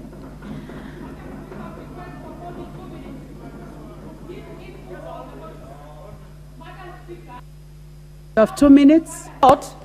With a lot of humility. 2 minutes. 2 minutes. Thank you so much. Now, I will cut my maiden speech short and come directly to the motion, and that is NGAF.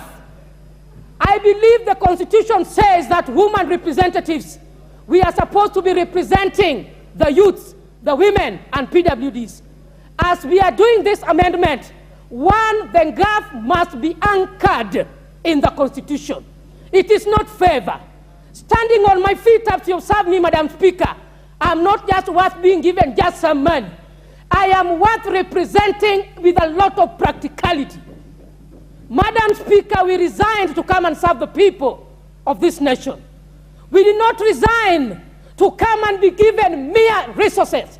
Yet we have taxpayers' money that can equally be equitably distributed so that service delivery can be felt. For instance, as women rep, my people expect to see markets, which I promised them during my campaigns. A woman with a storage facility, Madam Speaker, a woman with a sitting chair, a woman with aprons, a woman who can sell his products requires resources. It is not just mere resources.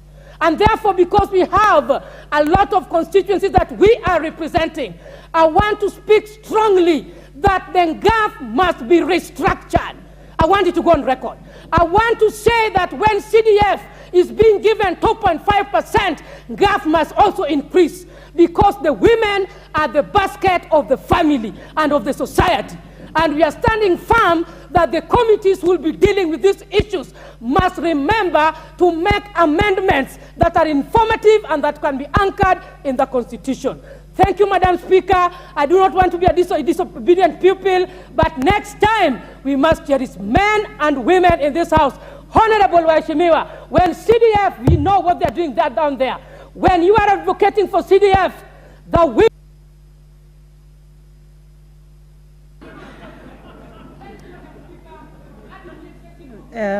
Very well spoken member for Homa Bay County. The Honorable Member for Roysambu, Augustine Mwafrika. He spoke already. He is number 1 on my list. So then the next one will be the member for Chepalungu, Honorable Victor Koech. Thank you. Thank you so much, Honorable Speaker, for this particular time, so I can make my contribution towards this particular motion, legislative proposal to amend the Constitution so as to entrench NG-CDF in our Constitution. From the onset, Honorable Speaker, I want to make it short on my end because honorable members have spoken to this particular motion. I want to appreciate the 2 honorable members who came up with this particular motion, the Honorable Githinji and the Honorable Mule. It was a brilliant idea to have this particular motion before this honorable House so we can ventilate and to make our recommendations and to also make it known to all Kenyans, to all the citizens, that we care for their needs. I want to register from the onset, my Honorable Speaker, I want to register my support and to make it known that before this particular, before NG-CDF, before 2003, the order of development in our constituency were achieved through harambees. CDF came in to do regional balance through implementation of local development projects, and particularly those that take care of the needs of the people that we serve. Madam Speaker, I want to mention a few projects that are being undertaken by CDF in my constituency. I have an MTC that is located at a place called Shongirei within my constituency. This particular project, I would want to make it to completion through the same CDF. Madam Speaker, we have the bursaries. Our children are crying. Our learners and the parents call us day in, day out, requesting for bursaries. As members, we don't have answers. And that is the reason why we are not only praying, we are also pleading, but we will use the legislative arm that is given to us by the Constitution to ensure that CDF is entrenched in the Constitution. And I want to request the two honorable members, if they can approach it in a bipartisan way, so to bring in the Senate, it will be a good idea, and it will serve this particular House well. Madam Speaker, as to why I support this particular motion entirely is because before 2013, before 2003, the number of primary schools within my constituency were less than 40. As I speak today, the number of primary schools within my constituency are above 80. The number of day secondary school in number, they are roughly 77. In terms of education sector, CDF, as it can be seen, has done a lot. And that is why we want to support this particular motion and to see to it that it is implemented in its entirety. Madam Speaker, I would want to call upon the activists who actually went to court to register this particular case. But happily, Madam Speaker, the case that is in court actually considers the 2013. The one that is the one that is active now is NG-CDF 2015. This particular activist should have told about the needy people within our constituency. They should even at least have considered the orphans who only depend entirely on CDF for their education. Madam Speaker, we want to support this particular motion, and I want to donate the remainder of my time to the honorable members who are here so they can also contribute to this particular motion. Thank you.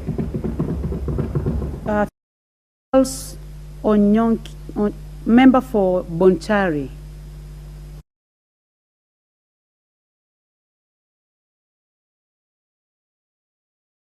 Opportunity to contribute to this proposal to amend the Constitution so that we can anchor some of these very important tools that we need for development in this country. Madam Speaker, in this House, the members represent a people of Kenya. They are speaking for the people of Kenya. So when we hear all the members are in support of this motion, it means the people of Kenya have spoken. And it would be absurd if anybody from any corner is thinking to the contrary. Madam Speaker, in Bonchari, the constituent that I represent, we want urgently more CDF without interruption. We've had several interruptions which have affected our people adversely in many areas, in many respects. Many kids are not going to school because they don't have money to go to school. Up to about 30 schools in Bonchari need repair. They need the infrastructure, the classrooms, playgrounds, laboratories, dormitories, etc., etc. It's making the learning very difficult. It's hampering the performance of the students. It's hampering the retention of the students in the schools. Madam Speaker, the state of security in Bonchari is not very good. We need more police officers. To go with that, we need the offices that they need. We need more housing for the police officers, as well as those people who support them. Our chiefs and assistant chiefs, our DCCs, our ACCs don't have offices. And we're looking forward to having the CDF monies to be able to provide the housing that they need, the officers that they need, so that they can be able to discharge their responsibilities and their duties, and we can have the security that we need. Madam Speaker, our sports, as you're probably aware, in Kisi we produce wonderful sports people. But because we lack the resources to train our upcoming sports people, we are lagging behind. And the CDF, as one of its responsibilities, to support sporting, and this is the fund that we're looking to be able to support our upcoming athletes, the sports people, so that the talent can be developed. And Madam Speaker, it will be remiss that we should ignore the administration of CDF, and that CDF has largely substantially lived to the letter and spirit of the Constitution, in particular Article 201. It speaks to equity, prudence, accountability, public participation, and inclusivity. With regard to equity, I mean, you look at the public finance management principles, and you look at how the CDF has been administered in the past and how it's provided for under the law, it meets all the principles of the tenets of equity. It caters for the demographics in terms of sex, in terms of age, in terms of religion, in terms of regions. So it's a pretty good fund, and the way it's been modeled. The prudence in terms of frugality, in terms of how it's been spent, if you look at what is provided for example, for administration, which is akin to recurrent portion of expenditure in the county and national government, is merely 6%. 6%, it means that up to 94% goes to development. Look at the county government, look at the national government, a whopping 70%, 60% to 80% goes to recurrent expenditure, meaning we are left with only 30% to cater for development. No wonder our roads are in a terrible state in the country. No wonder our hospitals are in a terrible state. In addition to that, Madam Speaker, there are no pending bills for all the 290 constituencies for the projects undertaken by CDF, for the expenditures incurred by CDF. But look at the national government, look at the county government, the pending bills are terrible. We're talking upward of 5 billion, and it's something that is worrying in this country in terms of physical management. Madam Speaker, looking at what is being proposed so that to be anchored in the Constitution, the NG-CDF, the National Government Affirmative Action Fund, the Senate Oversight Fund, the Economic Stimulus and Empowerment Fund, we've got to be careful here, and for the proposal that we probably need some caucus to look at the details so that we don't meet pitfalls or headwinds ahead. And I really get scared when I hear members discussing or talking about headwinds ahead, because it will be a terrible, terrible mistake for this country in any way to affect the performance or the flow of CDF.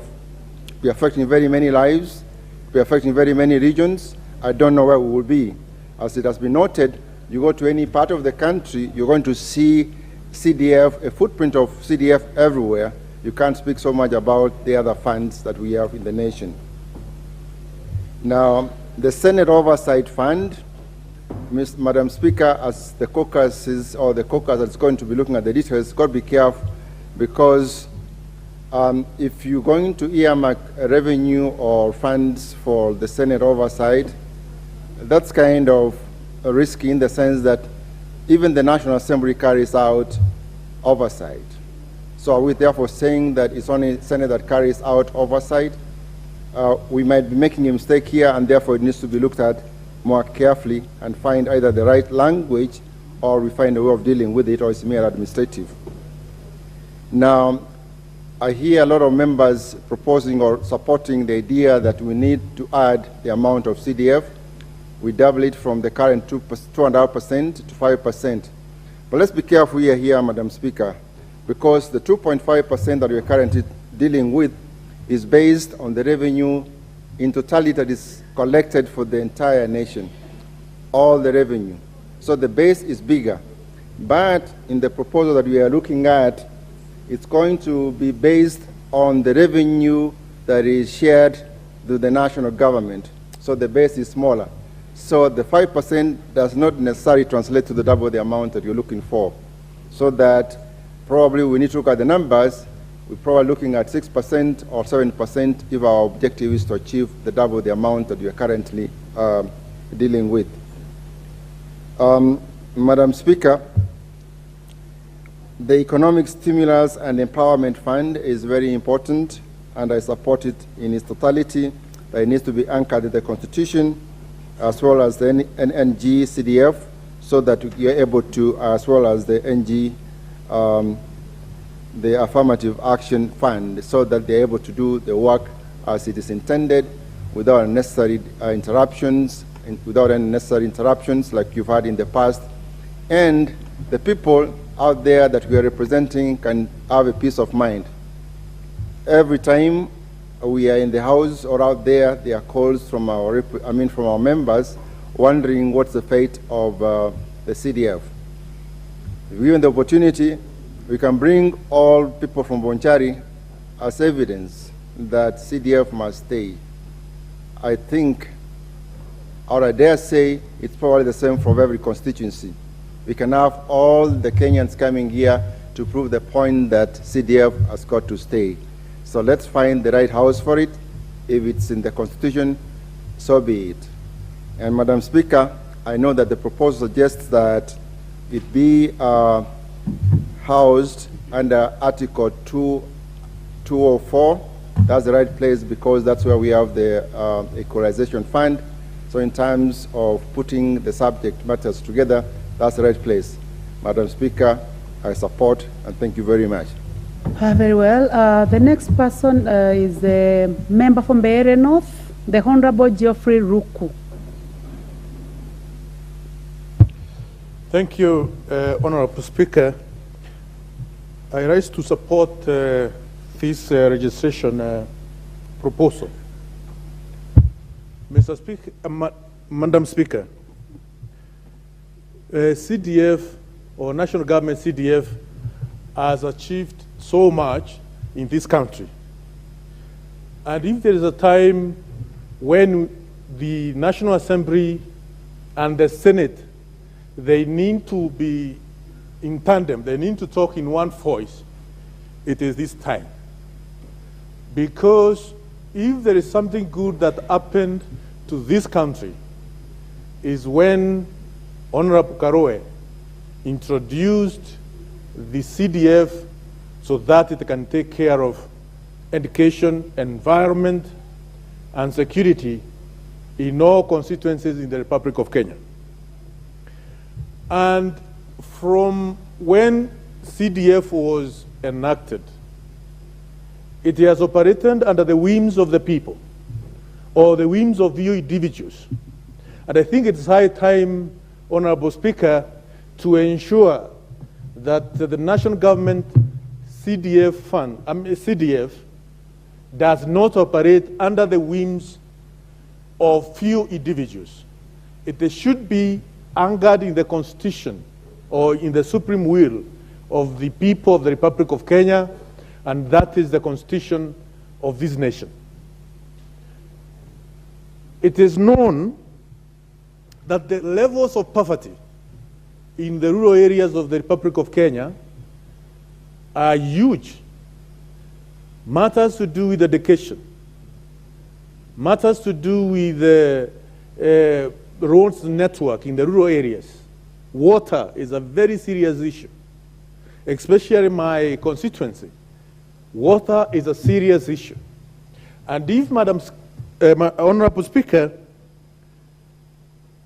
if it is possible within the law, it will be very, very key to expand the law of the national government CDF to also include the matters of water as well as the matters of infrastructure.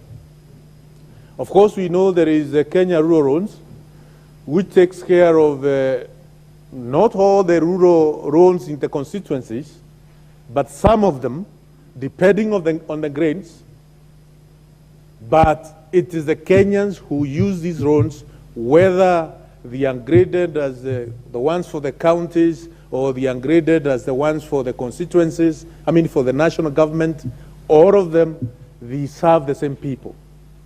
So it is important to harmonize, Madam Speaker, to ensure that we increase the CDF from 2.5% at the moment to 5% as proposed in the amendment.